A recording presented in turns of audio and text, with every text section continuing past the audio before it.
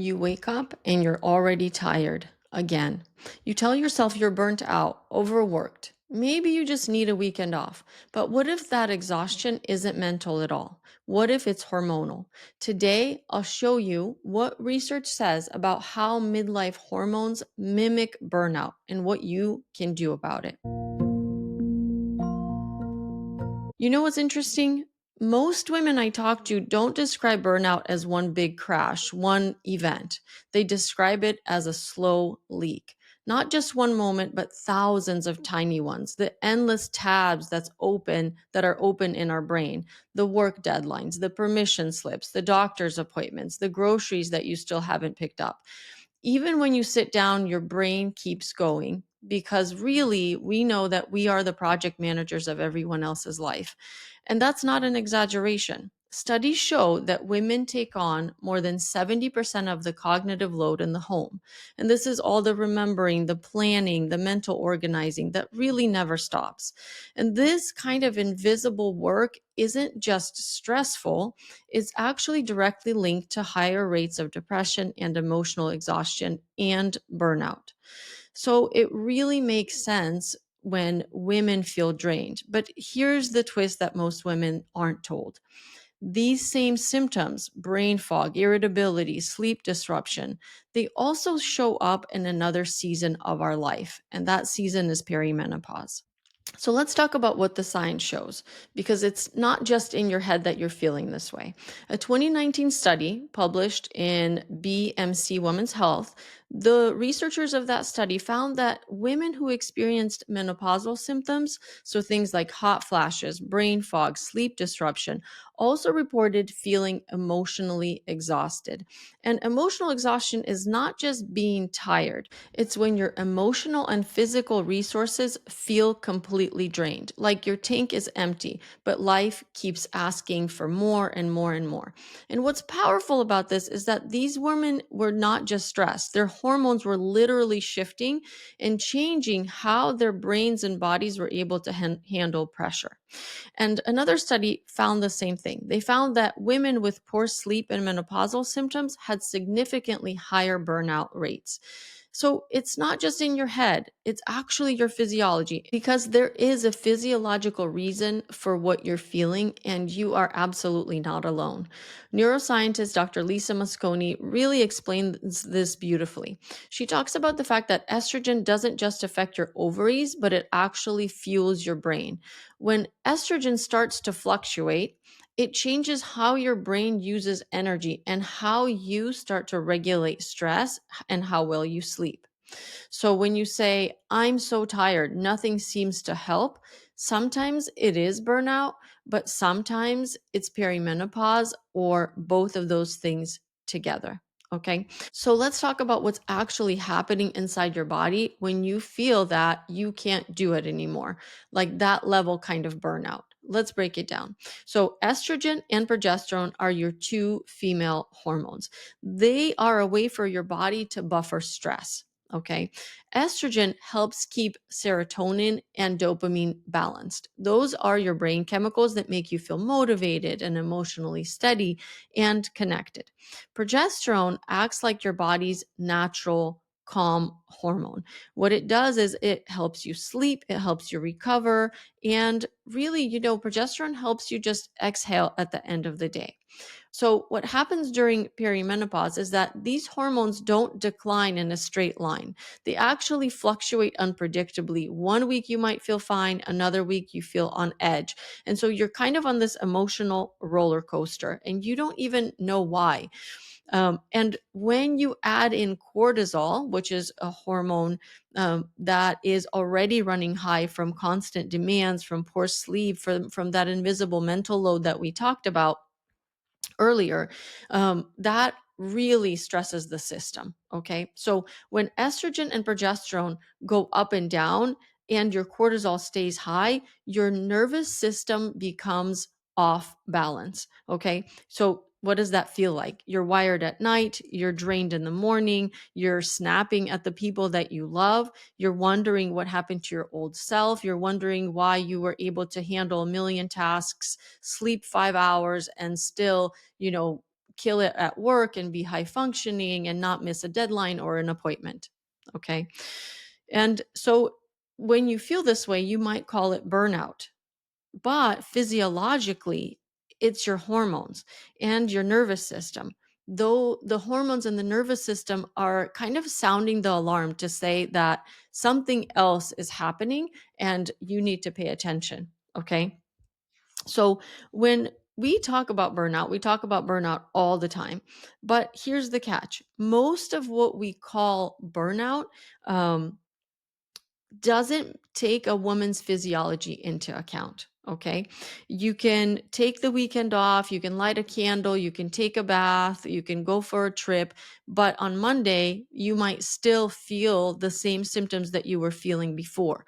That's because this isn't about doing less, it's about how your body creates and conserves energy. Okay.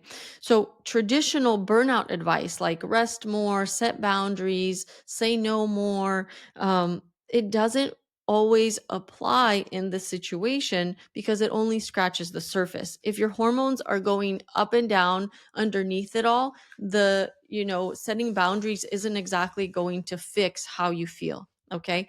And Dr. Sarah Gottfried Saul really explains it well in her book. She talks about the fact that when your hormones are imbalanced, the stress response becomes magnified and small things feel big. So the things that you were able to handle no problem on, 5 hours of sleep now feel like it's a huge task that you have to accomplish. Where before you didn't even think about picking up the groceries after work. Now it becomes a huge thing that feels almost overwhelming, okay? So that means your body is just more sensitive to stress signals than it used to be. It's not broken, it's just more sensitive because of the hormone shifts that are happening. And that sensitivity is your body's way of asking for help, asking for regulation. Okay. So if you're a woman in your late 30s, early 40s, and all the way to your 50s, and you feel like you've lost that edge, I want to tell you that you're not failing. You're adapting to the new hormonal state that your body is in. Okay. What you're feeling is both metabolic and hormonal shifts, and it's not a lack of willpower or a lack of motivation. Okay. This is the time not to push harder, but to actually pause and listen and ask your body or pay attention to what your body is needing. So what does that mean? What can you do? You can start by tracking your symptoms. Notice how you sleep. Notice how sleep, how stress, how food, how movement affect how you feel. Literally keep a journal or keep notes. You can keep notes in an app, you can keep notes in a journal or in just the notes app in your phone. When you track your symptoms, you can see how you feel week to week and how certain things make you feel, and then you can adjust accordingly. So we know that our hormones fluctuate both day to day, and our hormones change on a 28-ish or 4-week cycle. And so every week our hormones are different. We feel differently, right? And so because of that, we already are feeling differently because of our natural fluctuations, but in perimenopause, certain things can really feel more intense. So I'll give you an example. So let's say you do a really, really hard workout in the morning, you go to work, and then by the end of the day, you feel more on edge. You feel like you can't, you're snapping at people more. The thing to pay attention to is potentially what's happened is you pushed your nervous system too far and you had to work too hard in that workout, that now your nervous system is on edge. And noticing that means maybe next time in this week of your cycle, in this time of your cycle, or when you have got 5 hours of sleep, maybe it's not the time to push and have a super hard workout. Okay. Or let's say you didn't eat any breakfast, you drank coffee, ran out the door, you didn't have time to have a snack, you had a late lunch, and then by the time the evening comes around, you're really anxious, and you're again, you're on edge, you feel on edge. Well, again, something to pay attention to. If that's how you're feeling, maybe really prepping for that morning breakfast, whether that's, having something ready to go in your refrigerator, easy to grab, or really, maybe getting up earlier, whatever it is, might be the thing that you need to help balance your blood sugar so that that cortisol doesn't spike. Because when we skip meals, our body feels under stress more so. And so that makes our cortisol rise, our blood sugar is unstable. That affects how our insulin works, which affects how our hormones work. And so, again, paying attention to these little things is going to be really important. Another example, I know I have too many examples because I've made all of these mistakes, is let's say that you work out right before bed. So you work out and then you try to go to sleep, and then you really have a hard time sleeping or falling asleep.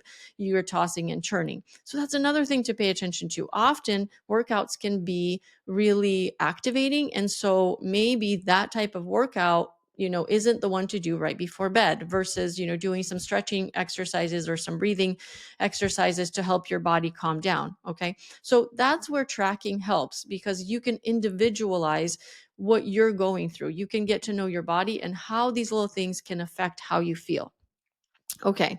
So start by tracking your symptoms and then look at patterns, and be open to recognizing those patterns, because often, I'll tell you about me. Often I didn't want to recognize the fact that I skipped breakfast and it affected how I felt at the end of the day. I just didn't even want to accept it. But the truth is, it stresses my body out. So yes, I'm rushing, yes, whatever, but like, I have to plan better so that I don't inadvertently stress my own self out by the actions and the things that I do. So that's this is where your power comes back. And in the awareness that what looks like burnout might actually be your body saying, I need a different kind of care now. I need you to do something differently, because you're not breaking down. Your body just needs you to follow a different instruction manual or a different plan than what's worked for you in the past. And if this episode resonated with you, share it with a friend who keeps saying she's burnt out. She might be, but she might also not be, and she might just need a little more understanding about what her hormones are doing. In the next episode, we'll break down how to tell the difference between perimenopause and burnout, and how to restore your energy in ways that allow you to work with your hormones and not against them. So make sure that you're subscribed, and remember, you are not broken. Your hormones are changing, and we're going to talk about ways to support that process. Thanks for being here. Let's talk again soon.